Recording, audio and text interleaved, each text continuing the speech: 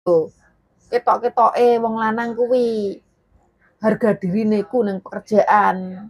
Kowe nak bojomu kerja ning luar negeri kowe ora kerja sisan kuwi kowe malah ra dipandang karo tangga-tanggamu. Ngerti apa ora? Dong apa ora? Kowe bojomu kerja ning luar negeri kowe ya kerja, mboke ra ketang serabutan, ra ketang kerja nguli, kerja ning sawah, dadi buruh sawah, buruh tani ngono ya kerja. Kuwi jenenge kerja, kowe menghargai bojomu sing wedok, menghargai istrimu sing ning luar negeri, membanting tulang, kerja keras. Gak terus enak-enakan, lungguh, lungguh santai, lungguh rokokan.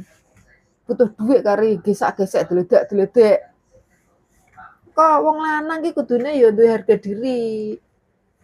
Padha-padha kerja, bojomu kerja, kowe kerja, padha-padha nabung bareng-bareng ngono.